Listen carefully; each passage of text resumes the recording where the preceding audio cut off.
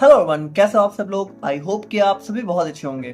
तो आज की वीडियो में हम लोग यहाँ पे बात करेंगे अपने instrumental method of analysis 7th semester के यूनिट 1 के लास्ट टॉपिक के बारे में, जो कि हमारा होने वाला है फ्लोरीमेट्री के ऊपर।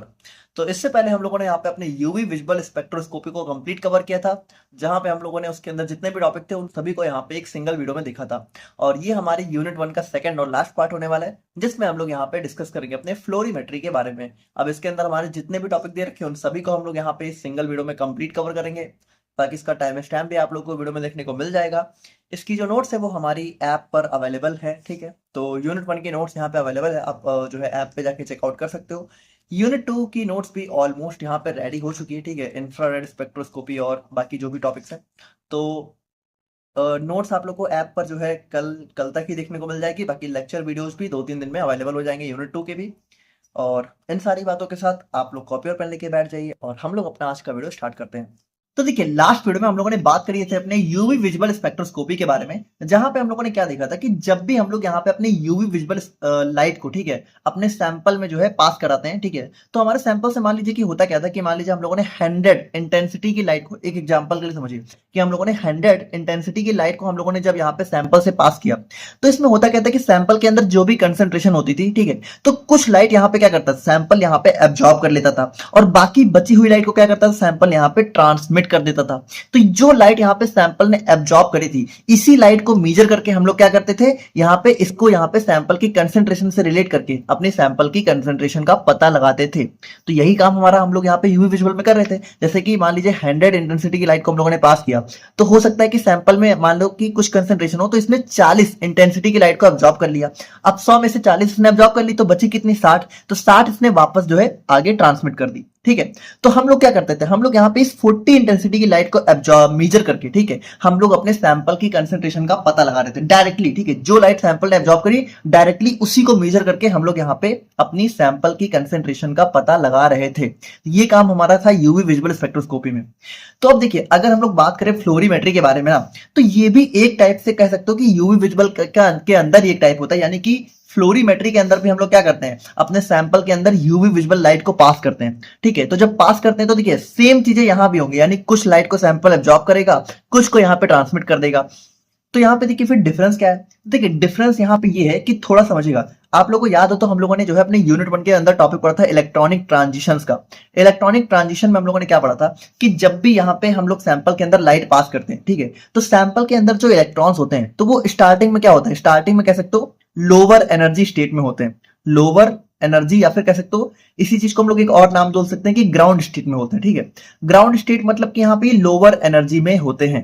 लेकिन जैसे ही यहाँ पे इस सैंपल को यहाँ पे क्या होता है, लाइट मिलती है, तो ये इलेक्ट्रॉन्स क्या होता है, ये इलेक्ट्रॉन्स यहाँ पे इस लाइट को एब्जॉर्ब करके, ठीक है, अपने लोअर एनर्जी से, ठीक है, हायर एनर्जी की स्टेट में पहुंच जाते हैं। कहां पहुंच जाते हैं, लोअर से हायर में, ठीक है। और इसी हायर एनर्जी को हम लोग एक और नाम बोल सकते हैं कि अपने एक्साइटेड स्टेट में पहुंच जाते हैं। यानी हुआ क्या कि जैसे ही हम लोगों ने सैंपल में लाइट पास करी, ठीक है, तो लाइट पास करने के बाद क्या हुआ, इलेक्ट्रॉन्स यहाँ पे लाइट को एब्जॉर्ब किए और ये अपनी लोअर से हायर एनर्जी की स्टेट में पहुंच गया, फिर ग्राउंड स्टेट से एक्साइटेड स्टेट में पहुंच गए। अब देखिए होता क्या है कि जब इलेक्ट्रॉन्स यहाँ पे लोअर से हायर एनर्जी में जाता है ना, तो ये जाता तो है, लेकिन फिर ये तुरंत बहुत मिली सेकेंड्स के अंदर ये वापस भी जो है हायर से लोअर में वापस भी आता है। तो देखिए इसने क्या किया, इसने लाइट को एब्जॉर्ब किया, मान लेते कि इसने 40 इंटेंसिटी की लाइट को एब्जॉर्ब किया, ठीक है, और ये लोअर से हायर में गया। अब देखिए होगा क्या, होगा ये कि वापस भी आएगा, और जब ये वापस आएगा, ठीक है, ध्यान समझिएगा, जब ये वापस आएगा तो ये वापस आते समय भी क्या होगा भाई, देखिए जब इसने लाइट को एब्जॉर्ब किया था तभी तो ये लो से हाई में गया था, तो अगर ये वापस आएगा तो जो लाइट इसने एब्जॉर्ब करी है उस लाइट को ये इमिट भी तो करेगा, इमिट भी तो करेगा। तो यहाँ पे होता क्या है कि जब ये सैंपल वापस जो है कह सकते हो, मतलब हमारा इलेक्ट्रॉन्स वापस अपने हायर से लोअर एनर्जी स्टेट में आते हैं, तो जितनी लाइट इन्होंने एब्जॉर्ब करी होती है वही सेम इंटेंसिटी, वही सेम लाइट यहाँ पे ये इमिट भी करने लगते हैं। और जब हम लोग क्या करते हैं, जब हम लोग यहाँ पे अपने इस इमिशन को मेजर करते हैं, यानी कि जो लाइट सैंपल यहाँ पे हाई से लो में वापस आते समय इमिट करता है, जब हम लोग यहाँ पे इस लाइट को मेजर करके अपने सैंपल की कंसेंट्रेशन का पता लगाते हैं, तो इस चीज को हम लोग बोलते हैं फ्लोरीमेट्री। ध्यान समझिएगा, दो टर्म है यहाँ पे हम लोग बात कर रहे हैं इमिटेंस की। देखिए एक हम लोगों ने देखा था ट्रांसमिटेंस, ट्रांसमिटेंस और इमिटेंस में देखिए बहुत डिफरेंस होता है। देखिए ट्रांसमिटेंस का मतलब क्या है कि ट्रांसमिटेंस का मतलब वो लाइट जो सैंपल ने एब्जॉर्ब नहीं करी और डायरेक्टली ट्रांसमिट कर दी, बिना बिना सैंपल में एब्जॉर्ब हुई लाइट ट्रांसमिट हो गई, ठीक है। तो ये हो गया ट्रांसमिटेंस। लेकिन इमिटेंस मतलब क्या होता है? इमिटेंस का मतलब वो लाइट होती है जो सैंपल ने एब्जॉर्ब करी हो। तो एब्जॉर्ब करने के बाद जब उसी लाइट को सैंपल यहाँ पे इमिट करता है, तो उस इमिटेंस को जब हम लोग यहाँ पे मेजर करते हैं, तो वो चीज हमारी आ जाती है फ्लोरीमेट्री के अंदर। अब देखिए, आप लोग को हो सकता है लगे कि भाई अगर हम लोग इसी एब्जॉर्ब लाइट को इमिट करने के बाद मेजर कर रहे हैं, तो फिर इससे हमारा फायदा क्या है? हम लोग इसी को ना डायरेक्ट मेजर कर लें। देखिए, ऐसा है ना कि इन दोनों में थोड़ा डिफरेंस होता है। जैसे कि जो लाइट सैंपल एब्जॉर्ब करता है वो यूजुअली यहाँ पे शॉर्टर वेवलेंथ की होती है, लेकिन जो लाइट सैंपल यहाँ पे इमिट करता है ना, ये थोड़ा सा लॉन्गर वेवलेंथ की लाइट को इमिट करता है। यानी कि कह सकते हो कि जो लाइट सैंपल यहाँ पे हाई से लो में वापस आते समय इमिट करता है, वो थोड़ी सी डिफरेंट लाइट होती है। और इसी चीज को हम लोग यहाँ पे फ्लोरोसेंस का नाम भी दे देते हैं, ठीक है। क्या बोलते थे? फ्लोरोसेंस। यानी कि बेसिकली हम लोग क्या करेंगे? बेसिकली हम लोग यहाँ पे ये करेंगे कि फ्लोरीमेट्री के अंदर यहाँ पे हम लोग सैंपल के अंदर यूवी विजिबल लाइट को डालेंगे। लाइट को डालने के बाद क्या होगा? सैंपल यहाँ पे लो से हाई एनर्जी स्टेट में जाएगा, और जब ये लो से हाई में जाएगा तो ये वापस भी हाई से लो में आएगा, और वापस आते समय ये कुछ लाइट को इमिट करेगा, और जो लाइट इमिट करेगा वो लाइट हमें जो है फ्लोरोसेंस के फॉर्म में देखने को मिलेगी। और इसी फ्लोरोसेंस को मेजर करके हम लोग क्या करेंगे? अपने सैंपल की कंसेंट्रेशन को पता लगाएंगे। अब अगर आप लोग यहाँ पे बहुत सिंपली समझो तो रेडियम आप लोग को पता है, रेडियम क्या होता है भाई? देखिए, अच्छा देखिए, फ्लोरोसेंस मतलब क्या होता है? फ्लोरोसेंस मतलब होता है चमक, ठीक है। मतलब थोड़ी सी शाइनिंग, ब्राइटनेस। यानी कि बेसिकली हम लोग ये कह सकते हैं कि जब यहाँ पे सैंपल के अंदर हम लोग लाइट को डालते हैं, यूवी विजिबल लाइट को, ठीक है, तो ये नॉर्मल लाइट होती है। लेकिन जब ये वापस आते समय इसी लाइट को इमिट करता है ना, तो थोड़ी सी चमक हमें देखने को मिलती है, यानी कि थोड़ा सा उसके अंदर फ्लोरोसेंस देखने को मिलता है। तो इसी चीज को मेजर करके हम लोग यहाँ पे अपने सैंपल की कंसेंट्रेशन का पता लगाएंगे। अब देखिए, यहाँ पे डिफरेंस क्या है यूवी विजिबल और फ्लोरोसेंस फ्लोरीमेट्री में? डिफरेंस क्या है? देखो, सबसे पहला डिफरेंस तो यही है कि यहाँ पे जो लाइट सैंपल ने एब्जॉर्ब करी उसको हम लोग डायरेक्टली मेजर करते हैं, और यहाँ पे हम लोग क्या करते हैं कि जो लाइट सैंपल ने एब्जॉर्ब करके वापस जब इमिट करी उस चीज को मेजर करते हैं, तो वो हमारा फ्लोरीमेट्री होता है। अब देखिए, दूसरा डिफरेंस ये होता है कि ना कि देखिए, हर सैंपल फ्लोरीमेट्री नो शो नहीं कर सकता है। मतलब कि देखिए, सभी सैंपल यहाँ पे फ्लोरोसेंस शो नहीं करते हैं, सिर्फ कुछ पार्टिकुलर सैंपल ही शो करते हैं, तो उन्हीं की हम लोग फ्लोरीमेट्री के अंदर मेजरमेंट कर सकते हैं। बाकी का मेजरमेंट हम लोग यूवी विजुअल के अंदर करते हैं। यूवी विजुअल के देखिए, फ्लोरीमेट्री यूवी विजुअल के अंदर शो हो सकती है, लेकिन सभी के अंदर शो नहीं होगी। यानी कि कह सकते हो कि मेन चीज ये है कि फ्लोरीमेट्री हम लोग उसी सैंपल का करेंगे जो फ्लोरोसेंस शो करते होंगे, यानी कि जो वापस कह सकते हो हायर से लो आते वक्त जो है इलेक्ट्रॉन्स को इमिट करते हैं, उन्हीं का हम लोग यहाँ पे कह सकते हो फ्लोरीमेट्री के अंदर मेजरमेंट कर सकते हैं। तो आई होप कि आप लोग समझ गए। बाकी देखिए, इसका एग्जांपल की बात करते तो जो हमारा रेडियम होता है, तो आप लोग को पता है कि जो रेडियम होता है उस पर जैसे हम लोग लाइट पड़ती है रेडियम पे, तो रेडियम चमकता है। तो देखिए, रेडियम क्यों चमकता है? क्योंकि जैसे उस पर लाइट पड़ती है ना, वो रेडियम के जो इलेक्ट्रॉन्स होते हैं वो हाई से लो से हाई जाते हैं, और वापस जब आते हैं तो वो वापस आते समय क्या होता है? लाइट को जो है इमिट करते हैं, और इसी वजह से हमें रेडियम जो है चमकता हुआ देखने को मिलता है, ठीक है। तो वही चीज हमारी होती है फ्लोरोसेंस। बाकी आप लोगों ने जो है रोड पे चलते वक्त जो हमारे बड़े बड़े बैनर्स लगे होते हैं, ठीक है, तो वहां पे भी हमारा रेडियम का यूज होता है, और वो भी लाइट पड़ने पे क्या होता है? चमकते हैं, ठीक है। तो देखिए, वो लाइट पड़ने पे इसलिए चमकते हैं क्योंकि वहां पे वो फ्लोरोसेंस जो है शो करते हैं। और देखिए, ये सारी चीजें बहुत तेजी से होती है। मतलब यहाँ पे ऐसा नहीं होता कि हम लोग पहले लाइट, हम लोग को लगता है ना कि पहले हम लोग लाइट डालेंगे, फिर वो एब्जॉर्ब करेगा, फिर वो इमिट करेगा, लेकिन ये सब बहुत मिली सेकेंड्स के अंदर होता है। यानी कि तुरंत लाइट को एब्जॉर्ब करता है, तुरंत वो हाई से जाता है, तुरंत हाई से लो में आता है, जैसे हाई से लो में आता है हमें यहाँ पे फ्लोरोसेंस शो हो जाती है। तो यही होता है हमारा फ्लोरीमेट्री का बेसिक प्रिंसिपल। बाकी अब हम लोग थोड़ा सा देखते हुए चलते हैं, और इसके अंदर देखिए एक और टॉपिक हमें देखना है, फॉस्फोरोसेंस, ठीक है। डिफरेंस भी देखेंगे क्या होता है, सारी चीजें देखेंगे। Fluorimetry is an analytical technique used to measure the intensity of fluorescence light emitted by a substance when it is exposed under UV or visible light. यानी कि देखिए, इसमें हम लोग क्या करते हैं, जो लाइट यहाँ पे सैंपल एब्जॉर्ब करके इमिट करता है, देखिए समझिएगा, सबसे मेन चीज है कि जो लाइट इमिट होता है, इमिट वो लाइट होती है जो सैंपल एब्जॉर्ब करता है, जबकि ट्रांसमिट वो लाइट होती है जो कि सैंपल ने एब्जॉर्ब नहीं करी होती है। तो ये एक बहुत डिफरेंस होता है ट्रांसमिटर्स और इमिटर्स में।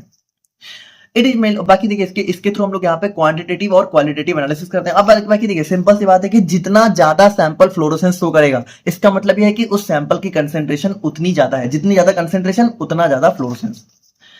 बाकी देखिए, अगर हम लोग थोड़ा सा इसकी थ्योरी की बात करें, तो देखिए थ्योरी मतलब कि कह सकते हो कैसे होता है फ्लोरोसेंस। तो देखिए, fluorescence is the emission of light by a substance that has absorb electromagnetic radiation. यानी कि देखिए, वही चीज है कि हम लोग यू विजिबल लाइट को जब यहाँ पे मेजर कर मतलब डालते हैं अपने सैंपल पे, ठीक है, तो वो उसको एब्जॉर्ब करके यहाँ पे क्या करता है? इमिशन करता है, ठीक है। तो इमिशन की वजह से हमें फ्लोरोसेंस देखने को मिलता है। After absorbing UV visible light a molecule gets excited from the ground state to an excited state. तो यहाँ पे देखिए वही चीज है कि हमारा जो इलेक्ट्रॉन्स है वो ग्राउंड से एक्साइटेड स्टेट में एक्साइट होता है। When the molecule returns back to the ground state, यानी कि जब ये वापस हाई से लो में आता है, it emits the light of longer wavelength. तो ये क्या करता है, ये लॉन्गर वेवलेंथ की लाइट को इमिट करता है, ठीक है। This emitted light is called fluorescence, और इसी इमिटेड लाइट को हम लोग यहाँ पे फ्लोरोसेंस बोलते हैं।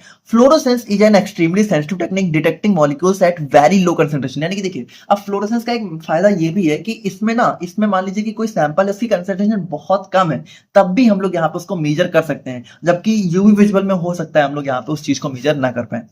तो ये हमारा हो जाता है फ्लोरीमेट्री। और बाकी अब देखिए, अब यहाँ पे हम लोग इलेक्ट्रॉनिक स्टेट को थोड़ा सा और अच्छे से समझने की कोशिश करते हैं। देखिए, सबसे बेसिक चीज तो वही थी कि हम लोगों ने देखा कि जो हमारे इलेक्ट्रॉन्स होते हैं, ठीक है, तो उनके अंदर दो स्टेट हो सकती है, कह सकते हो। एक होती है ग्राउंड स्टेट, ठीक है, एक होती है ग्राउंड स्टेट, और एक हो जाती है हमारी यहाँ पे एक्साइटेड स्टेट, ठीक है। लेकिन देखिए, यहाँ पे बेसिकली इलेक्ट्रॉन्स के अंदर ना चार स्टेट होती हैं। एक हो गया ग्राउंड स्टेट, एक हो गया एक्साइटेड स्टेट, एक हमारी और आ जाती है, इसको हम लोग बोलते हैं ट्रिपलेट स्टेट, ठीक है। तो ट्रिपलेट स्टेट क्या होती है, ग्राउंड स्टेट और एक्साइटेड स्टेट के बीच की एक स्टेट होती है, अभी हम लोग इसको देखेंगे। और एक हमारी और आ जाती है इसके अंदर डबलेट स्टेट, ठीक है। तो देखिए, वैसे डबलेट स्टेट आप लोग के सिलेबस में दे तो रखी है, बट इसका यहाँ पे फ्लोरोसेंस से कोई लेना देना है नहीं, बट इसको भी देख लेंगे, ज्यादा कुछ खास नहीं है। तो बेसिकली हम लोगों ने चार टाइप की देखा कि इलेक्ट्रॉन्स की जो स्टेट होती है वो चार टाइप की होती है। ग्राउंड स्टेट मतलब कि जब इलेक्ट्रॉन सबसे लोअर एनर्जी में होता है, एक्साइटेड मतलब कि जब सबसे हायर एनर्जी में होता है, ठीक है। ट्रिपलेट मतलब कि थोड़ा सा कह सकते हो इन दोनों के मॉडरेट स्टेट होती है इन दोनों के बीच की, और डबलेट भी हमारी एक स्टेट होती है, ठीक है। तो अगर हम लोग यहाँ पे देखें तो देखिए, electronic state means the specific arrangement of electrons और atoms in a molecule describe by their energies, quantum number and orbitals. अब देखिए, वैसे तो देखा जाए तो इलेक्ट्रॉनिक स्टेट एक बहुत ही डीप टॉपिक है, इसको हमें बहुत डिटेल में अगर चाहे तो समझ सकते हैं, लेकिन उतना आपके सिलेबस में काम का भी नहीं है, ना एग्जाम में कभी पूछा जाता है, और इतनी केमिस्ट्री के अंदर डीप में हम लोग जाएंगे भी नहीं। तो हम लोग थोड़ा सा जो है कह सकते हो, थोड़ा सा ऊपर ऊपर से ही देखेंगे। बाकी समझ जाओगे आप लोग, इतना कुछ खास नहीं है, लेकिन थोड़ा सा वही है कि क्वांटम नंबर, ऑर्बिटल्स, अगर आप लोग को ये सारी चीजें पता है तो आप लोग खुद भी अच्छे से समझ सकते हो। देखिए, when electrons are in the lowest possible energy level the system is in the ground electronic state. अब देखिए, जब यहाँ पे सैंपल हमारा सबसे लोवेस्ट एनर्जी स्टेट में होता है तो इसको हम लोग बोलते हैं ग्राउंड स्टेट। अब इसी ग्राउंड स्टेट को हम लोग एक और नाम देते हैं होमो, ठीक है। क्या बोलते हैं, होमो। होमो का मतलब होता है कि हाईएस्ट ऑक्यूपाइड मॉलिक्यूलर ऑर्बिटल। देखिए, इसको हाईएस्ट ऑक्यूपाइड क्यों बोलते हैं, क्योंकि देखिए, जो ग्राउंड स्टेट होता है ना, इसमें जो हमारा, देखिए, हमारा एक कॉन्सेप्ट होता है केमिस्ट्री में ऑर्बिटल्स का, ठीक है। इसको हम लोग कुछ इस तरीके से करते हैं। तो हाईएस्ट ऑक्यूपाइड का मतलब होता है कि यहाँ पे हमारे इलेक्ट्रॉन्स कह सकते हो, एक ऑर्बिटल में दो इलेक्ट्रॉन आ सकते हैं, और इसमें दोनों ही इलेक्ट्रॉन यहाँ पे एक साथ में ही रहते हैं, ठीक है, अपोजिट स्पिन के साथ में। देखिए, थोड़ा बहुत आप लोग को पता होगा तो समझ रहोगे, मतलब नहीं पता तो सिंपली समझो कि जो सबसे लोवेस्ट एनर्जी स्टेट होता है उसको हम लोग बोलते हैं होमो। बस इतना याद कर लो, काफी है। अब उसके बाद देखिए, when one or more electron absorb energy and move to higher orbital then system is in an excited electronic state also referred as LUMO, ठीक है। तो अब देखिए, ये जो हमारा एक्साइटेड स्टेट होता है इसको हम लोग एक और नाम से जानते हैं, इसको बोलते हैं ल्यूमो, ठीक है। तो ल्यूमो का मतलब होता है लोवेस्ट अनऑक्यूपाइड मॉलिक्यूलर ऑर्बिटल। अब देखिए, अनऑक्यूपाइड का मतलब है कि यहाँ पे जो ऑर्बिटल होंगी, ठीक है, वो अनऑक्यूपाइड होंगी, यानी कि इसमें एक ही इलेक्ट्रॉन देखने को मिलेगा।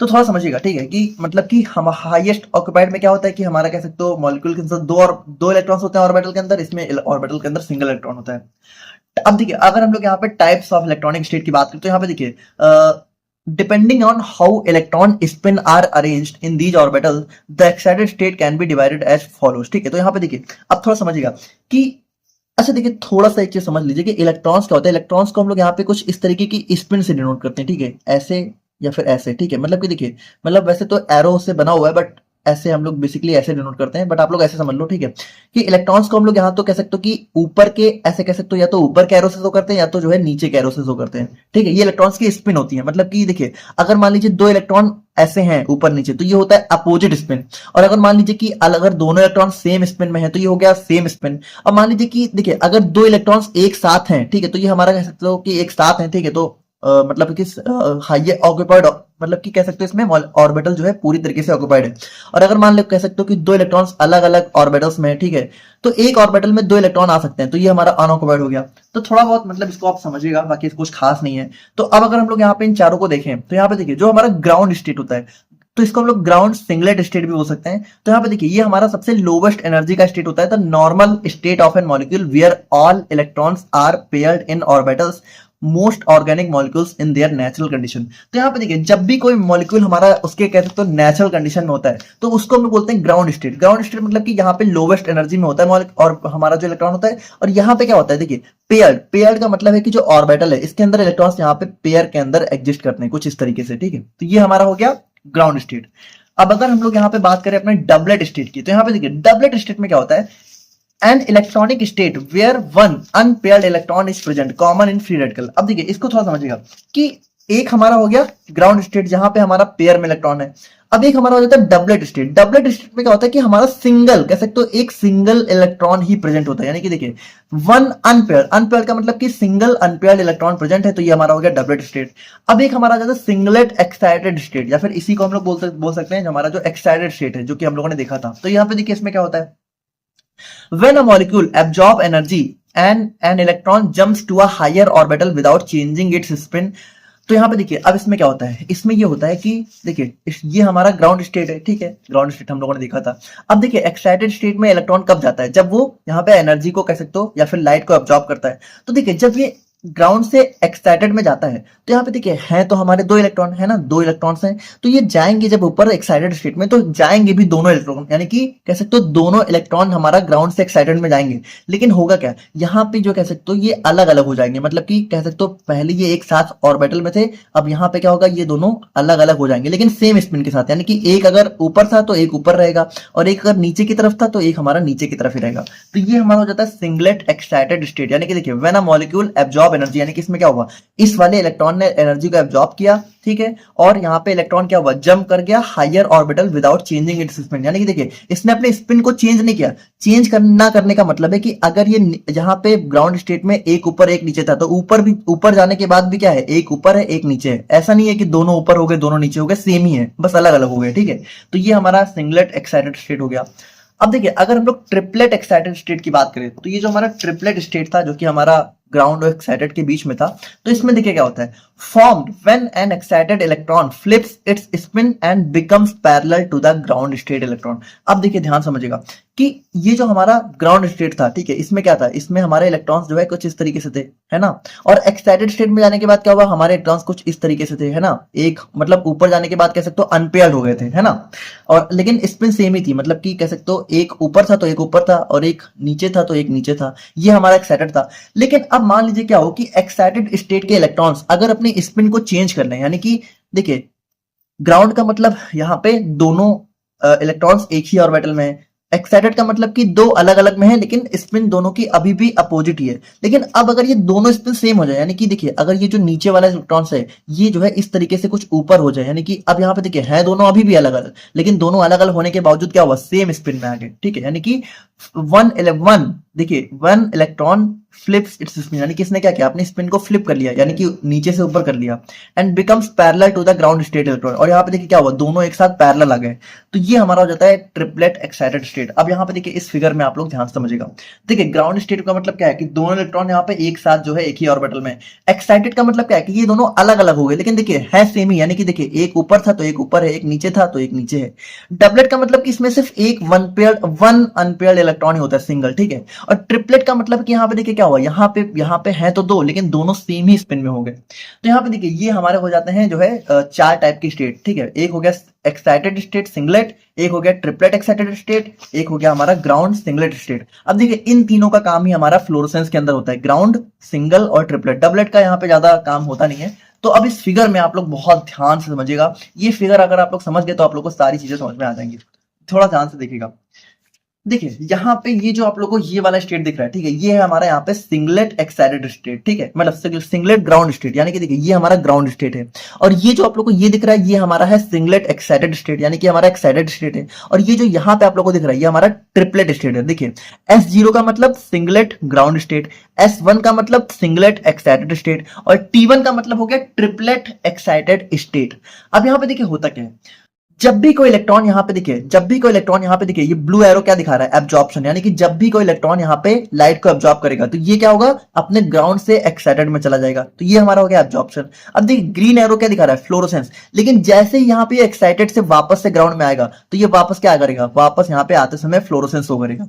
लेकिन अगर मान लीजिए कि ये जो इलेक्ट्रॉन्स है, ठीक है, अगर ये क्या हुआ कि अगर ये हमारा इंटर सिस्टम क्रॉसिंग, देखिए ये जो आप लोग को ऑरेंज कलर का एरो दिख रहा है, ठीक है, कुछ इस टाइप का, ठीक है, तो ये हमारा होता है इंटर सिस्टम क्रॉसिंग। इसका मतलब क्या होता है, इसका मतलब ये होता है कि देखिए देखिए जब हमारा इलेक्ट्रॉन यहाँ पे एक्साइटेड में गया तो एक्साइटेड से अगर ये डायरेक्टली ग्राउंड में वापस आ जाए, ठीक है, तो ग्राउंड में जब वापस आएगा तो क्या करेगा, एनर्जी को इमिट करेगा, ठीक है, तो जो कि हमें फ्लोरोसेंस के फॉर्म में शो होगी। लेकिन अगर मान लीजिए ये बिना नॉन रेडिएटिव यानी कि बिना किसी लाइट को इमिट किए ये जो है इंटर सिस्टम क्रॉसिंग, मतलब कि इंटर सिस्टम क्रॉसिंग मतलब समझ लीजिए एक ऐसा टाइप का ट्रांजिशन जिसमें क्या हो कि इलेक्ट्रॉन यहाँ पे सिंगलेट से ट्रिपलेट स्टेट में चला जाए, और इस समय जाते वक्त क्या होता है, ये इलेक्ट्रॉन बिल्कुल भी लाइट को इमिट नहीं करता है, तो इस चीज को बोलते हैं इंटर सिस्टम क्रॉसिंग। तो इंटर सिस्टम क्रॉसिंग में क्या होता है, इलेक्ट्रॉन्स हमारा एक्साइटेड स्टेट से ट्रिपलेट स्टेट में चले जाते हैं।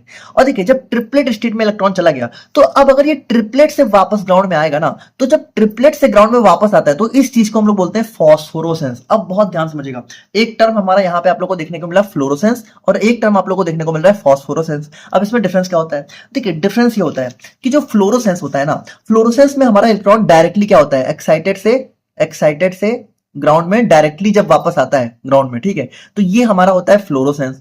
लेकिन अगर जो इलेक्ट्रॉन है ये हमारा ट्रिपलेट से, कह सकते हो ट्रिपलेट से ग्राउंड में वापस आए, तो इस चीज को हम बोलते हैं फॉस्फोरोसेंस। अब अगर रियल लाइफ में पूछे कि इनके अंदर डिफरेंस क्या होता है, रियल लाइफ में डिफरेंस ये होता है कि जो हमारा फ्लोरोसेंस होता है, ठीक है, ये हमारा कह सकते हो बहुत ही शॉर्ट टाइम का होता है, लेकिन जो हमारा फॉस्फोरोसेंस होता है ये हमारा थोड़ा सा लॉन्ग टाइम का होता है। थोड़ा इसको समझिएगा कि फ्लोरोसेंस मतलब कि जैसे हमारा जो रेडियम है, रेडियम के अंदर आप लोग को पता है कि जब तक लाइट पड़ती है तभी तक वो शाइन करता है, जैसे ही लाइट हम लोगों ने हटाई वो शाइन करना बंद कर देता है। यानी ऐसा नहीं होता कि लाइट को हटाने के बाद भी वो चमकता रहे।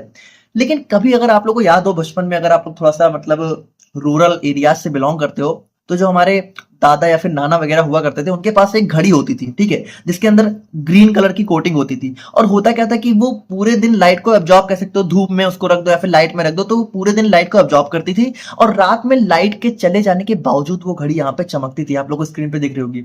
तो देखिए ये जो फिनोमेना होता है, यानी कि लाइट को हटाने के बाद भी अगर कोई प्रोडक्ट यहाँ पे शाइन शो कर रहा है, यानी कि वो चमक रहा है, तो उस चीज को हम लोग बोलते हैं फॉस्फोरोसेंस। यानी कि देखिए फ्लोरोसेंस मतलब क्या है कि जब तक लाइट पड़ रही है तभी तक वो चमक रहा है, जैसे लाइट हटाई वैसे वो चमकना बंद हो गया। लेकिन फॉस्फोरोसेंस में क्या होता है, फॉस्फोरोसेंस में जब हम लोग यहाँ पे लाइट को डालते हैं तब तक तो हो सकता है कि वो चमके, हो सकता है ना चमके, लेकिन लाइट को हटाने के बाद में भी वो क्या होता है, शाइन करता है। जैसे कि देखिए वो जो हमारा फॉस्फोरोसेंस है वो लाइट पड़ने पे भी चमकता है और लाइट को हटाने के बाद भी चमकता है, ठीक है, तो ये चीज हमारा होता है फॉस्फोरोसेंस। अब लेकिन ऐसा है कि ये भी मतलब ऐसा नहीं है कि कंटिन्यू चमकता रहेगा, थोड़ी टाइम तक यहाँ पे चमकेगा, उसके बाद इसकी भी लाइफ स्पैन खत्म हो जाती है। तो देखिए बेसिकली कहने का मतलब ये है कि फॉस्फोरोसेंस जो है बहुत ही शॉर्ट टाइम का होता है, यानी कि जब तक लाइट पड़ रही है तब तक चमकेगा, जब जैसे लाइट हटी वैसे गायब। लेकिन फॉस्फोरोसेंस में क्या होता है कि लाइट हटने के बाद भी यहाँ पे शाइन करता रहता है। अब देखिए एक एरो आप लोग को और भी दिख रहा है यहाँ पे वॉयलेट कलर का, और इस चीज को हम लोग बोलते हैं इंटरनल कन्वर्जन। अभी इंटरनल कन्वर्जन क्या है, देखिए इंटरनल कन्वर्जन का मतलब है कि जब लाइट हमारा कह सकते हो, देखिए हम लोगों ने क्या देखा कि सिंगलेट से वापस जब ग्राउंड में आता है तो ये लाइट को इमिट करता है, ठीक है, तो ये हमारा फ्लोरोसेंस हो गया। लेकिन कभी कभी क्या होता है कि जो हमारा इलेक्ट्रॉन है ये वापस एक्साइटेड से ग्राउंड में आ तो जाता है, लेकिन आते वक्त यहाँ पे बिल्कुल भी लाइट को मतलब फ्लोरोसेंस शो नहीं करता।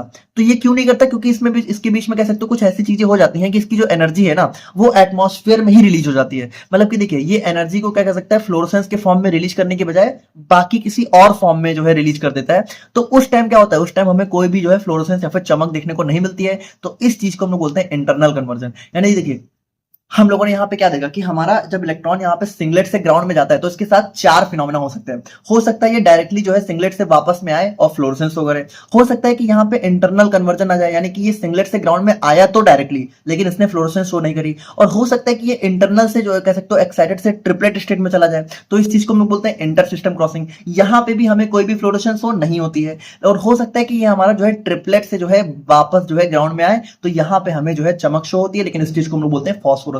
आई होप कि आप लोगों को अब ये टॉपिक बहुत क्लियरली समझ में आ गया होगा। इसमें थोड़ा सा कंफ्यूजन हो जाती है बच्चों को, बट आई होप कि आप लोग को जरूर समझ में आ गया होगा।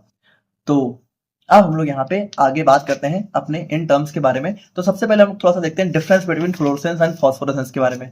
तो यहाँ पे देखिए भाई फ्लोरोसेंस क्या होता है कि इसमें जो हमारा एक्साइटेड इलेक्ट्रॉन्स है ये हमारा सिंगलेट एक्साइटेड स्टेट से जो है ग्राउंड में रिटर्न करते हैं, ठीक है। लेकिन जो फॉस्फोरेसेंस होता है इसमें हमारा इलेक्ट्रॉन्स यहाँ पे रिटर्न कहाँ से करते हैं, ट्रिपलेट एक्साइटेड स्टेट से, यानी कि यहाँ पे S1 से S0, यहाँ पे T1 से S0। स्पिन चेंज की बात करते हैं, यहाँ पे देखिए भाई हम लोगों ने देखा कि फ्लोरोसेंस में कोई भी स्पिन चेंज नहीं होती है, लेकिन जो हमारा ट्रिपलेट स्टेट है भाई, ट्रिपलेट स्टेट में हम लोगों ने क्या देखा था कि स्पिन चेंज हो जाती है। अगर आप लोग को नया याद हो तो देखिए ट्रिपलेट स्टेट का मतलब है कि जो हमारा जो इलेक्ट्रॉन्स की स्पिन है वो यहाँ पे चेंज हो जाती है, ठीक है, तो ये हमारा ट्रिपलेट स्टेट होता है। भाई देखिए, इंटर सिस्टम क्रॉसिंग करते वक्त क्या होता है, इंटर सिस्टम क्रॉसिंग करते वक्त जो इलेक्ट्रॉन्स है ना, इनकी स्पिन यहाँ पे चेंज हो जाती है, यानी दोनों दोनों इलेक्ट्रॉन्स यहाँ पे सेम पैरेलल स्पिन में कन्वर्ट हो जाते हैं।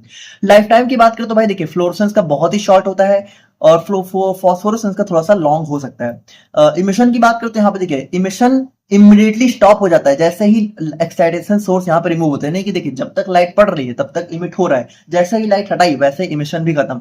लेकिन यहाँ पे इमिशन यहाँ पे कंटिन्यू रहता है even after removing excitation source, यानी कि देखिए, इसमें हम लोग यहाँ पे लाइट को जब हटा, एक्साइटेशन सोर्स का मतलब कि जिस चीज से एक्साइट कर लो इलेक्ट्रॉन को, तो भाई लाइट से ही तो एक्साइट कर रहे हैं, तो लाइट को हम लोग हटा लेंगे तब भी यहाँ पे चमक हमें शो होती रहेगी। तो ये हमारा आफ्टर ग्लो इफेक्ट हमें देखने को मिलता है। बाकी देखिए, अब अगर हम लोग यहाँ पे इसके अंदर कुछ और इंपॉर्टेंट टर्म्स की बात करते हैं, यहाँ पे देखिए इंटरनल कन्वर्जन। इंटरनल कन्वर्जन हम लोगों ने क्या देखा था कि जब भी रेडिएशन लेस, यानी कि ये ऐसा ट्रांजिशन होता है जहां पे इलेक्ट्रॉन्स जो है एक्साइटेड से ग्राउंड स्टेट में आते तो हैं लेकिन कोई भी रेडिएशन को इमिट नहीं करते हैं, ठीक है। Move from higher electronic state to lower electronic state of the same spin multiplicity without emission, यानी कि देखिए, इसमें कोई भी इमिशन नहीं होता है, तो ये हमारा इंटरनल कन्वर्जन हो जाता है। और देखिए, होता क्यों नहीं है, क्योंकि the excess energy is lost as vibrational energy within the molecule. तो यहाँ पे देखिए, जो मॉलिक्यूल्स होते हैं ना, इनके अंदर हमारी एक वाइब्रेशनल एनर्जी होती है, मतलब कि ये वाइब्रेट करते रहते हैं, ठीक है, अपनी ही पोजीशन पे थोड़ा सा। तो यहाँ पे वाइब्रेशन के टाइम में ही इनकी सारी एनर्जी यहाँ पे लॉस्ट हो जाती है और ये फॉस्फोरस फ्लोरेसेंस वगैरह शो नहीं करते हैं। अब एक हमारा एक्सटर्नल कन्वर्जन भी आया था जिसको हम लोगों ने वहां पे नहीं देखा था। तो इसमें देखिए क्या होता है, रेडिएशन। अब यहाँ पे भी एक्सटर्नल कन्वर्जन में भी क्या होता है कि इलेक्ट्रॉन्स यहाँ पे एक्साइटेड से ग्राउंड में आता है और रेडिएशन को इमिट नहीं करता, लेकिन यहाँ पे होता क्या, ध्यान समझिएगा। देखिए, इंटरनल नाम क्यों पड़ा, इंटरनल कन्वर्जन का मतलब कि इलेक्ट्रॉन खुद ही के अंदर एनर्जी लॉस्ट कर दे रहा है, खुद ही जो है कह सकते हो वाइब्रेट होकर एनर्जी लॉस्ट कर दे रहा है। लेकिन एक्सटर्नल का मतलब है कि इसमें जो है कह सकते हो सराउंडिंग मॉलिक्यूल्स, यानी कि कुछ हमारे आसपास के मॉलिक्यूल्स होते हैं, उनके साथ कह सकते हो टकरा के, कॉलिजन करके यहाँ पे वो अपनी एनर्जी को लॉस्ट कर देता है और इसकी वजह से यहाँ पे हमें फॉस्फोरेसेंस वो नहीं होती है। तो यहाँ पे देखिए, इंटरनल एक्सटर्नल कन्वर्जन इस फिगर में दिखा नहीं है, लेकिन आप समझिए कि अगर वो सिंगलेट से ग्राउंड, मतलब एक्साइटेड से ग्राउंड स्टेट में इलेक्ट्रॉन वापस आ रहा है और अगर इमिशन नहीं सो रहा है, तो उसके दो रीजन हो सकते हैं। एक तो इंटरनल कन्वर्जन, यानी इलेक्ट्रॉन ने खुद में ही अपनी एनर्जी लॉस्ट कर दी। एक एक्सटर्नल, एक्सटर्नल का मतलब कि वहां पे इलेक्ट्रॉन ने जो है कह सकते हो अपने आसपास के सराउंडिंग मॉलिक्यूल्स को अपनी एनर्जी ट्रांसफर कर दी। और इंटर सिस्टम क्रॉसिंग हम लोगों ने देखा था कि इट इज अ रेडिएशन। अब यहाँ पे भी रेडिएशन इमिट नहीं होती है और इलेक्ट्रॉन्स क्या होता है, एक्साइटेड से जो है कह सकते हो ट्रिपलेट स्टेट में जाता है और यहाँ पे इलेक्ट्रॉन की स्पिन भी चेंज हो जाती है। तो ये हमारा हो जाता है इंटर सिस्टम क्रॉसिंग। तो आई होप कि आप लोगों को ये सारे टर्म समझ में आ गए होंगे, बहुत इजी थे। और अब हम लोग यहाँ पे बात करते हैं अपने कुछ फैक्टर्स अफेक्टिंग फ्लोरेसेंस के बारे में। तो यहाँ पे देखिए, फैक्टर्स अफेक्टिंग फ्लोरेसेंस की बात करते हैं, यहाँ पे सबसे पहला आता है मॉलिक्यूलर स्ट्रक्चर। देखिए, फ्लोरेसेंस मतलब कि जैसे कि जो हमारा इलेक्ट्रॉन है, ठीक है, वो कितना ज्यादा फ्लोरेसेंस इमिट करेगा, उसको कौन कौन से फैक्टर अफेक्ट कर सकते हैं। हो सकता है कुछ फैक्टर्स को बढ़ा दें, हो सकता है कुछ फैक्टर्स को कम कर दें। तो हम लोग देखते हैं, जैसे कि मॉलिक्यूलर स्ट्रक्चर की बात करें तो यहाँ पे देखिए, जिन भी मॉलिक्यूल्स के अंदर हमें डबल बॉन्ड, ठीक है, एरोमेटिक रिंग्स या फिर बहुत ही रिजिड स्ट्रक्चर, रिजिड मतलब कि जैसे कह सकते हो बहुत ही फिक्स स्ट्रक्चर इनका देखने को मिलेगा, यानी कि वो अपना स्ट्रक्चर बिल्कुल भी चेंज ना कर सके, वो रोटेट ना हो सके। तो ऐसे स्ट्रक्चर में हमें यहाँ पे बहुत ज्यादा कह सकते हो स्ट्रॉन्गर फ्लोरेसेंस देखने को मिलता है। लेकिन अगर मान लीजिए कोई ऐसा हमारा मॉलिक्यूलर स्ट्रक्चर है जो कि फ्लेक्सिबल है, मतलब कि वो कह सकते हो रोटेट हो सकता है इधर उधर, है ना, वो अपने स्पिन के अराउंड, मतलब अपने ऑर्बिटल, अपने जो है कह सकते हो सेंटर के अराउंड रोटेट हो सकता है। तो ऐसे केस में यहाँ पे थोड़ा सा फ्लोरेसेंस यहाँ पे कम हो जाता है। अब दूसरा हमारा हो जाता है सब्स्टिट्यूएंट ग्रुप्स। तो यहाँ पे देखिए भाई, अगर हमारा कोई इलेक्ट्रॉन डोनेटिंग ग्रुप है तो वो हमारा जो है कह सकते हो इनहेंस कर देता है फ्लोरेसेंस को जनरली, कभी कभी कम भी कर सकता है, बट ज्यादातर केस में इलेक्ट्रॉन डोनेटिंग ग्रुप्स हमारा फ्लोरेसेंस को बढ़ा देते हैं, जबकि इलेक्ट्रॉन विड्रॉइंग ग्रुप्स को यहाँ पे कम कर देते हैं। अब सॉल्वेंट फैक्टर्स की बात करते हैं। यहाँ पे देखिए, मतलब कह सकते हो यहाँ पे देखिए, सॉल्वेंट फैक्टर्स ना अलग डिपेंड करता है। जैसे कुछ हमारे ऐसे सैंपल होते हैं जो कि पोलर सॉल्वेंट में ज्यादा ज्यादा फ्लोरेसेंस शो करते हैं, जबकि कुछ ऐसे होते हैं जो कि नॉन पोलर में ज्यादा शो करते हैं। तो यहाँ पे देखिए, वही चीज है कि डिपेंड करता है कि जैसा सैंपल होगा उसी के हिसाब से हमें सॉल्वेंट को सिलेक्ट करना होता है। यानी कि मान लीजिए कोई सैंपल है वो पोलर में ज्यादा अच्छा हो सकता है फ्लोरेसेंस शो करे, लेकिन अगर आप लोगों ने उसको नॉन पोलर में डाला तो हो सकता है उसकी फ्लोरेसेंस यहाँ पे कम हो जाए। और बाकी देखिए, अगर मान हम लोग बात करें तो जो हाई विस्कोसिटी होता है, यानी कि अगर हमारा जो सैंपल है उसकी विस्कोसिटी यानी कि उसका गाढ़ापन ज्यादा है, तो वहां पे भी हमें जो है ज्यादा फ्लोरेसेंस देखने को मिलेगा। अब पीएच की बात करते हैं, यहाँ पे देखिए भाई, पीएच भी डिपेंड करता है। कुछ कुछ ऐसे सैंपल होते हैं जो कि एसिडिक पीएच में ज्यादा बेटर शो करते हैं, कुछ कुछ ऐसे होते हैं जो कि बेसिक में ज्यादा बेटर शो करते हैं। अब ऑक्सीजन और क्वेंचर्स की बात करें तो यहाँ पे देखिए, क्वेंचर्स हमारा एक अलग से टॉपिक दे रखा है। क्वेंचर्स बेसिकली हमारे वो एजेंट होते हैं जो कि फ्लोरेसेंस को कम कर देते हैं। तो यहाँ पे देखिए, ऑक्सीजन या फिर कुछ अदर क्वेंचर्स, क्वेंचर्स मतलब कि ऐसे एजेंट जैसे कि हैलाइड्स या फिर कुछ ऐसे मेटल आयंस होते हैं जो कि फ्लोरेसेंस को डिक्रीज कर देते हैं। तो ऐसे ऐसे एलिमेंट्स या फिर ऐसे जो है एटम्स अगर प्रेजेंट हैं, ठीक है, तो वहां पे भी हमें जो है फ्लोरोसेंस थोड़ी सी कम देखने को मिल सकती है। कंसंट्रेशन की बात करते हैं, यहाँ पे देखिए अब कंसंट्रेशन का क्या सीन है कि जैसे मान लो कोई मॉलिक्यूल है तो भाई जितनी ज्यादा कंसंट्रेशन होगी उतना ज्यादा फ्लोरोसेंस होगा। लेकिन देखिए ये चीजें कह सकते हो एक लेवल तक तो सही है, मतलब कि एक लेवल तक क्या होता है, एक मॉडरेट कंसंट्रेशन तक हमें जो है फ्लोरोसेंस बढ़ता हुआ दिखता है उसकी कंसंट्रेशन के साथ। मतलब कि मान लीजिए कि किसी सैंपल का हम लोगों ने जो है कह सकते हो 40 ग्राम पर 100 ml लिया, ठीक है, तो हो सकता है वहां पे ज्यादा हो सकता है इसी सैंपल का हम लोगों ने जब 60 ग्राम लिया तब भी ज्यादा हो, लेकिन वहीं पे जैसे हम लोगों ने 80 ग्राम पर ml मान लीजिए लिया 100 ml, ठीक है, या फिर 1000 जो भी है, तो वहां पे हो सकता है कि सैंपल का फ्लोरोसेंस यहाँ पे घट भी जाए। यानी कि देखिए एक लो से मॉडरेट तक तो यहाँ पे फ्लोरोसेंस इंटेंसिटी बढ़ती है, लेकिन बहुत ही हाई कंसेंट्रेशन पे क्या होता है कि हमारा मॉलिक्यूल्स आपस में ही टकराने लगते हैं, और आपस में टकराने को हम लोग बोलते हैं सेल्फ क्विंचिंग, यानी कि जो मॉलिक्यूल है वो आपस में ही टकरा के अपनी एनर्जी को लॉस्ट कर दे रहा है, तो उस चीज की वजह से फ्लोरोसेंस यहाँ पे रिड्यूस हो सकता है। अब टेम्परेचर की बात करते हैं, यहाँ पे देखिए टेम्परेचर में क्या होता है कि ज्यादा टेम्परेचर बढ़ने पे हमारा फ्लोरोसेंस डिक्रीज होता है, क्योंकि यहाँ पे देखिए क्या होता है जब टेम्परेचर बढ़ता है तो मॉलिक्यूल्स के अंदर कह सकते हो मोशन भी बढ़ता है ना, उनकी काइनेटिक एनर्जी बढ़ती है, और जब काइनेटिक एनर्जी बढ़ती है तो वो आपस में बहुत ज्यादा कोलाइड करने लगते हैं, मतलब आपस में ही टकराने लगते हैं, और जब आपस में टकराने लगेंगे तो वो यहाँ पे जो कह सकते हो एनर्जी को लॉस्ट करेगा और हमारा फ्लोरोसेंस यहाँ पे कम हो जाएगा। लाइट इंटेंसिटी ऑफ वेवलेंथ की बात करें तो भाई देखिए सिंपल सी बात है कि जितनी ज्यादा लाइट हम लोग यहाँ पे देंगे, ठीक है, अपने सैंपल पे, उतना ज्यादा फ्लोरोसेंस वो शो करेगा। तो यहाँ पे ये भी एक मेजर फैक्टर होता है कि प्रॉपर एक्साइटेशन, यानी कि ये बहुत जरूरी है कि हम लोग प्रॉपर लाइट सोर्स दें, तभी हमें जो है एक स्ट्रॉन्ग इमिशन देखने को मिलेगा। और फाइनली हम लोग यहाँ पे बात करें अपने क्वेंचिंग के बारे में, तो देखिए ये टॉपिक आप लोग का अलग से भी दे रखा है, बाकी हमारा एक फैक्टर ही होता है जो कि फ्लोरोसेंस को कम कर देता है। तो इसमें देखिए होता क्या है, quenching refers to any process that decrease the fluorescence intensity of sample, यानी कि देखिए क्वेंचिंग मतलब कि कोई भी ऐसी प्रोसेस जिसकी वजह से फ्लोरोसेंस यहाँ पे कम हो जाए। वैसे देखा जाए तो जितने भी फैक्टर्स की वजह से फ्लोरोसेंस कम हो रहा था वो सारी चीजें हमारी क्वेंचिंग के अंदर आ सकती है। बाकी देखिए it occurs when the excited state of fluorescence is fluorophore. Fluorophore का मतलब ऐसे मॉलिक्यूल जो कि फ्लोरोसेंस शो करते हैं, is deactivated by a quencher molecule और by other mechanism without the emission of a photon.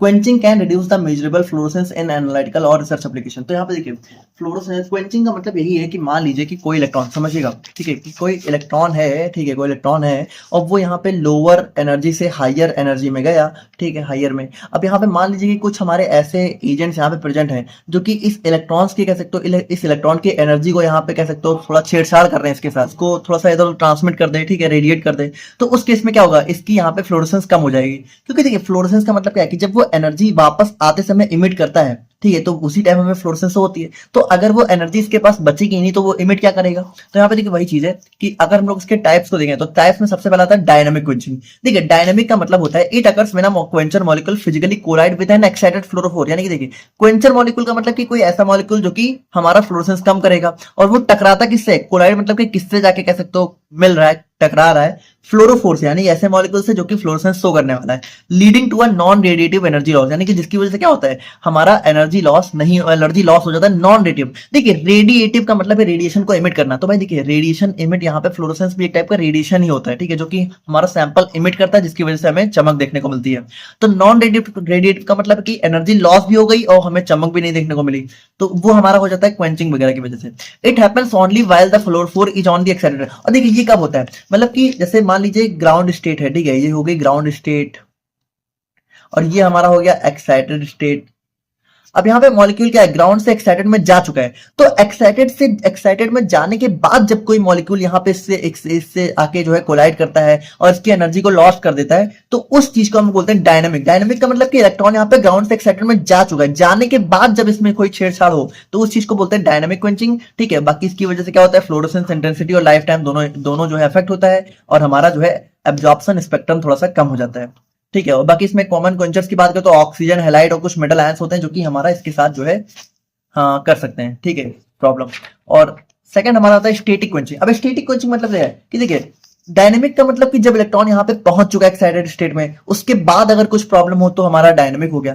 लेकिन अगर मॉलिक्यूल मान लीजिए ग्राउंड स्टेट में और इसी टाइम अगर कोई क्वेंचर आके इसके साथ कुछ छेड़छाड़ कर दे जिसकी वजह से इसकी इंटेंसिटी कम हो जाए, तो उस चीज को हम लोग बोलते हैं स्टैटिक क्वेंचिंग। यानी कि ये कब होता है, जब हमारा मॉलिक्यूल है वो ग्राउंड स्टेट में ही होता है, उसी टाइम अगर कोई क्वेंचर आके उसके साथ कोई कॉम्प्लेक्स वगैरह बना ले, ठीक है, तो उस चीज को हम लोग बोलते हैं स्टैटिक क्वेंचिंग। और सेल्फ क्वेंचिंग की बात करते हैं, यहाँ पे देखिए भाई सेल्फ क्वेंचिंग मतलब क्या होता है कि जो मॉलिक्यूल्स हैं अगर मान लीजिए उनकी कंसंट्रेशन बहुत ज्यादा हो जाए और वो आपस में ही टकरा के अपनी एनर्जी लॉस्ट कर दें, तो उस चीज को बोलते हैं सेल्फ क्वेंचिंग। तो ये हमारा होता है क्वेंचिंग। और अब हम लोग यहाँ पे फाइनली बात करते हैं अपने इंस्ट्रूमेंटेशन ऑफ फ्लोरीमेट्री के बारे में। अब देखिए इंस्ट्रूमेंटेशन की बात करें तो देखिए लगभग यहाँ पे बिल्कुल सेम ही इंस्ट्रूमेंटेशन होने वाला है। पहले हम लोग डायरेक्टली देख लेते हैं, जैसा हम लोगों ने यूवी विजुअल में देखा था, बस यहाँ पे डिफरेंस क्या है, यहाँ पे हमें जो है देखने को मिलता है दो मोनोक्रोमेटर, यानी कि एक हमारा होता है प्राइमरी मोनोक्रोमेटर, एक हमारा होता है सेकेंडरी मोनोक्रोमेटर। अब इसको देखिए बस यही डिफरेंस है, बाकी देखिए लगभग सेम ही है कि एक हमारा लाइट सोर्स होता है जहां से लाइट जाती है, फिर हमारा मोनोक्रोमेटर होता है जो कि पार्टिकुलर वेवलेंथ को सिलेक्ट करता है जो कि हमें चाहिए होती है, फिर वो वेवलेंथ हमारी सैंपल सेल से जाती है और फिर सैंपल सेल हमारा क्या होता है, फ्लोरोसेंस को इमिट करता है। देखिए यहाँ पे ये फ्लोरोसेंस मतलब कि कह सकते हो कि देखिए फ्लोरोसेंस मतलब कि चमक को इमिट कर रहा है, ठीक है। तो अब ये सेकेंडरी मोनोक्रोमेटर क्या होता है, अब ये सेकेंडरी मोनोक्रोमेटर क्या होता है ना कि किसी जो फ्लोरोसेंस हमें चाहिए होती है, ठीक है, जो जो कह सकते हो वेवलेंथ हमें रिक्वायर्ड होती है उसी को वापस सेलेक्ट करके हमारा यहाँ पे डिटेक्टर में भेजता है। तो देखिए अभी इसको थोड़ा समझेंगे थ्योरी में ज्यादा अच्छे से, और फिर हमारा फाइनली रिकॉर्डर होता है जो कि हमारा रिकॉर्डिंग शो करता है। तो देखिए अब हम लोग यहाँ पे एक एक करके देखते हैं तो आप लोग समझोगे। जैसे इसके अंदर हमारे टोटल जो है पहला लाइट सोर्स होता है प्राइमरी मोनोक्रोमेटर। अब इस प्राइमरी मोनोक्रोमेटर को हम लोग फिल्टर के नाम से भी जान सकते हैं। देखिए वैसे तो मोनोक्रोमेटर फिल्टर अलग अलग चीज है पर दोनों का काम एक ही होता है। अब फिल्टर क्या है कि जैसे मान लीजिए कोई कोई बहुत ही लो लेवल का हमारा सिस्टम है, ठीक है, तो उसमें फिल्टर यूज कर लेते हैं। देखिए फिल्टर और मोनोक्रोमेटर मतलब क्या, फिल्टर मतलब कि लाइट को फिल्टर करना, यानी जो चीज चाहिए हमें वही चीज सेलेक्ट करना। तो फिल्टर हो चाहे मोनोक्रोमेटर हो, दोनों सेम ही काम करते हैं, बस फिल्टर हमारा थोड़ा सा लो लेवल का होता है, मोनोक्रोमेटर थोड़ा हाई लेवल का डिवाइस होता है। फिर हमारा सैंपल होल्डर हो गया, फिर सेकेंडरी मोनोक्रोमेटर, फिर डिटेक्टर, फिर रिकॉर्डर। तो लाइट सोर्स की बात करें तो देखिए ये भी बहुत अलग अलग टाइप के हो सकते हैं। जैसे पहला आ गया मर्करी वेपर लैम्प। तो देखिए ये हमारा एक गैस डिस्चार्ज लैम्प होता है जिसके अंदर हमारा मर्करी वेपर हमें देखने को मिलता है, और ये हमारा बहुत ही इंटेंस मतलब कि ये बहुत ही इंटेंस रेडिएशन को इमिट करता है डिस्क्रीट मतलब कि अलग अलग यूवी लाइन्स में। जैसे कि मेनली यहाँ हमारे 254 नैनोमीटर और 365 नैनोमीटर की रेंज में हमें जो है इमिशन हमें देता है। और बाकी ये हमारा बहुत ही कॉमन एक्साइटेशन सोर्स होता है यूवी फ्लोरीमेट्री में। दूसरा हमारा जेरॉन आर्क लैंप आ जाता है। तो यहाँ पे देखिए यहाँ पे ये बहुत ही हाई प्रेशर होता है जहाँ पे हमारा जेनॉन गैस फील्ड होती है और यहाँ पे इलेक्ट्रिक सप्लाई भी पास होती है, ठीक है, इलेक्ट्रिक डिस्चार्ज पास होता है।